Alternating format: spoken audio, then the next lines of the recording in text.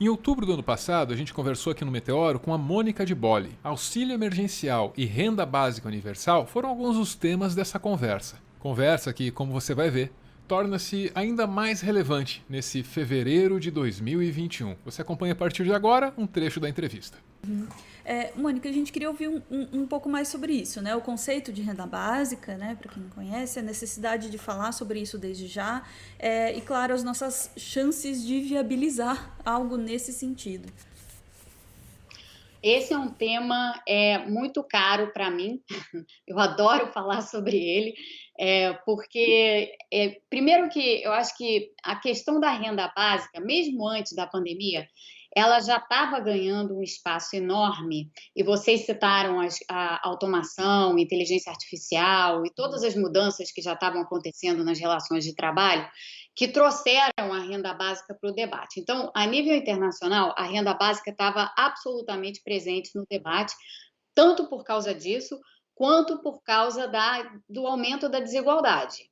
A gente está vendo aumentos da desigualdade no mundo inteiro. Aqui atrás de mim, eu não sei se dá para ver, mas está o livro do Piketty, O Capital no Século XXI, que eu traduzi, que trata justamente desse problema das desigualdades crescentes no mundo, portanto, a renda básica já estava sendo discutida com todos esses temas em mente.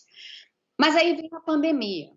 E quando veio a pandemia, o que ficou muito claro, para quem não sabia que o Brasil era tão profundamente desigual quanto para quem não tinha muita noção de quantas pessoas vivem em situação completamente precária ou são economicamente vulneráveis de várias maneiras, isso ficou completamente visível na pandemia. E isso foi verdade no Brasil, isso foi verdade em outras partes do mundo também. Aqui nos Estados Unidos, onde a desigualdade também é brutal, isso também ficou em ampla evidência. Todo mundo consegue ver.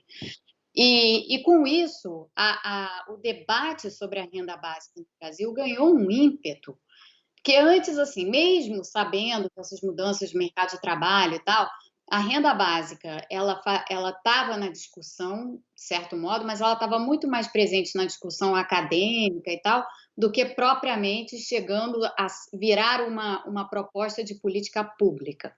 Ela estava, assim, muito às margens do debate sobre política pública. Na pandemia, acabou sendo inevitável falar sobre esse assunto.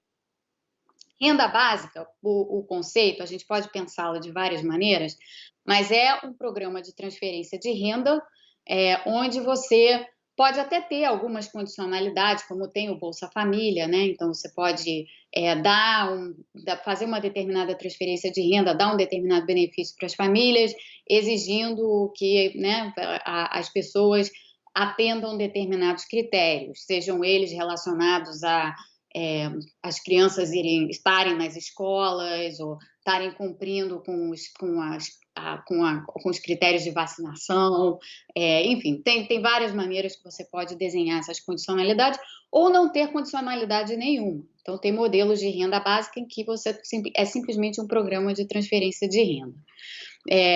A transferência de renda, ela pode ser pensada em termos universais, ou seja, todas as pessoas recebem e algumas vão pagar de volta para o governo, as mais ricas, no caso, ou ela pode ser pensada como um programa focalizado num determinado segmento da população.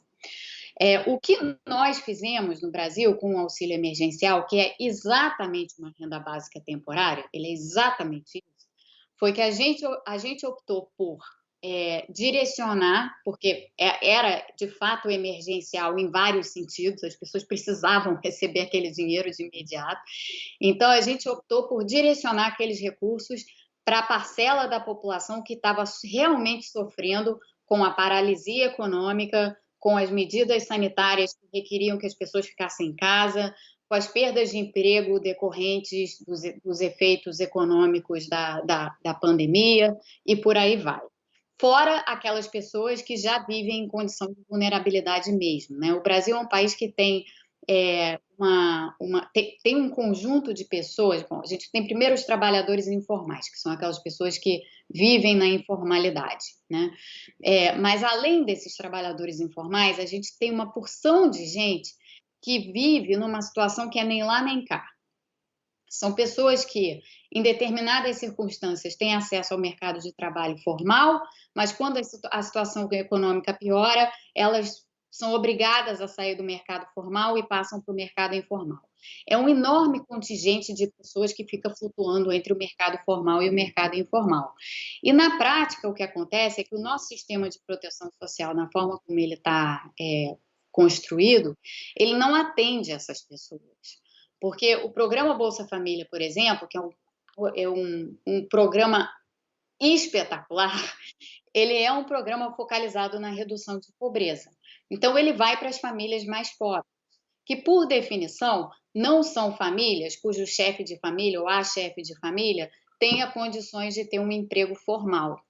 Então, todas essas pessoas que ficam flutuando entre a formalidade e a informalidade não são pessoas elegíveis a receber o Bolsa Família. Mas na pandemia, a gente tinha que dar subsistência a essas pessoas de alguma maneira. Essas pessoas claramente não iam poder receber a renda que elas estavam recebendo antes. Então, a gente teve que pensar o auxílio emergencial nesses termos e desenhar o auxílio emergencial nesses termos. E isso abriu, eu acho que um leque grande para a gente, já que ficou tão visível o problema da vulnerabilidade econômica das pessoas no Brasil e quantas pessoas são, a gente abriu um leque grande para pensar realmente o que deve ser a nossa rede de proteção social. Porque no Brasil, como eu disse, os nossos programas eles são focados em redução de pobreza. E claro que redução de pobreza é uma coisa de extrema relevância para o Brasil.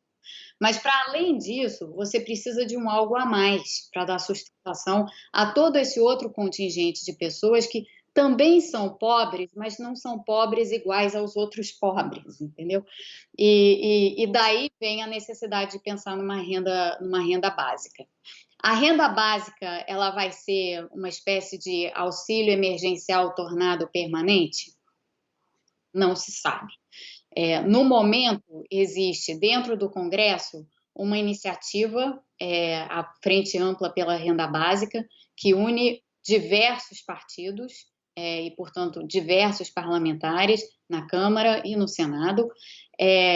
Eu estou no grupo, eu faço parte do conselho, tem um conselho consultivo, essa frente parlamentar, eu estou nesse conselho consultivo, e o nosso trabalho ali é tentar elaborar, a partir dos projetos de lei de renda básica que já existem no Congresso, e são muitos, é tentar achar algum desenho para a renda básica que faça sentido no contexto brasileiro para complementar esses programas de redução de pobreza. Porque a verdade é que essas necessidades que a gente constatou na nossa população durante a pandemia, elas vão permanecer. Porque mesmo que...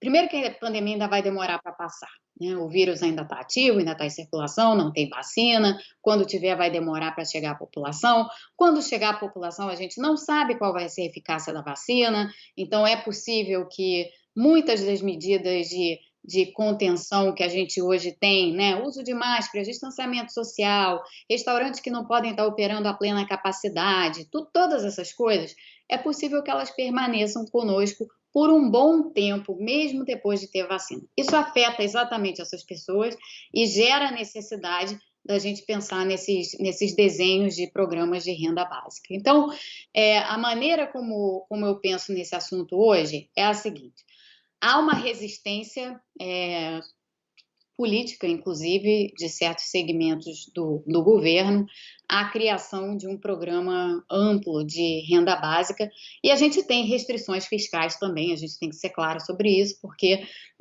não dá para a gente fazer exatamente o que a gente quer, né? A gente tem que fazer o que cabe, o que dá, né? O que a gente consegue financiar, ou o que a gente consegue financiar, mais algumas outras reformas que poderiam dar um financiamento adicional. E aí tem a questão da reforma tributária, que eu tenho certeza que vocês vão me perguntar sobre isso.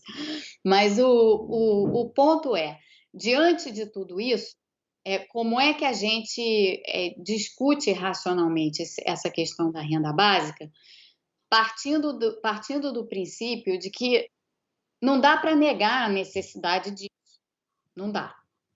Isso vai acontecer. De alguma maneira isso vai acontecer. Eu já acho que a primeira coisa que vai acontecer, nós estamos agora entrando já em novembro. No final de dezembro acaba o auxílio emergencial.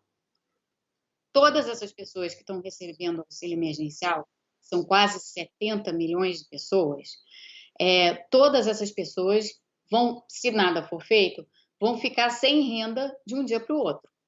É literalmente isso. 31 de dezembro acaba, no dia 1º de janeiro não tem mais. Eu não acho viável, nem em termos políticos, nem em termos de sustentação econômica, nem em termos, assim, quando a gente pensa na vida dessas pessoas, que essa situação se dê dessa maneira. Então, eu acho que, num primeiro momento, é muito capaz da gente ver iniciativas, estão esperando aí passar as eleições municipais, mas eu acho que o governo vai dar um jeito de prorrogar o auxílio emergencial por mais um tempo, para que se possa pensar realmente na elaboração de um programa que faça sentido para o Brasil. E espero que essa discussão possa ser feita, apesar dos pesares e apesar de todos os problemas que a gente vê no atual governo, espero que essa discussão possa ser feita de uma forma minimamente racional. O que me dá esperança nisso tudo é o fato de existir essa frente ampla pela renda básica dentro do Congresso, que eu acho que é uma iniciativa absolutamente fundamental para o Brasil. A entrevista completa está disponível aqui no canal. Se eu não fiz nada errado, o link deve estar aparecendo aí na tela. Tomara.